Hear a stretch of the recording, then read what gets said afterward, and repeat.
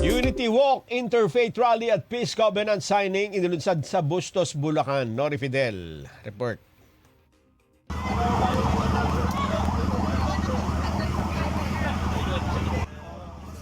Magkakaiba ng kulay, iba't ibang paniniwala at may kani-kaniyang hangarin, subalit nagsama-sama sa isang layunin sa inilunsad na Unity Walk, Interfaith Rally and Peace Covenant Signing para sa mga local candidates sa bayan ng Bustos, Bulacan para sa darating na national and local election sa darating na Mayo 12. Layo ng nasabing programa ay para magkaisa ang lahat ng kandidato na magkaroon ng isang malinis, ligtas at payapang halalan sa bayan ng Bustos, Bulacan. Nagpahayag naman ng mensahe ang ilang kandidato sa kanilang kapwa-kandidato.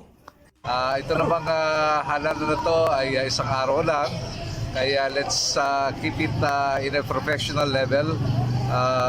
Kampanya lang, walang personalan, basta ang mahalaga ay ang ating puso at dedikasyon sa serbisyo publiko. Maging malinis, ligtas, payapa ang eleksyon na magaganap at syempre ay patubayan tayo ng Panginoon Diyos na bigyan tayo ng kalakasan ng pangatawan na may parating po natin sa ating mga kababayan yung ating mga pangarap at naisin. Sana po ay lahat po ng ating kandidato ay maging fair po sa laban na ito, na walang siraan,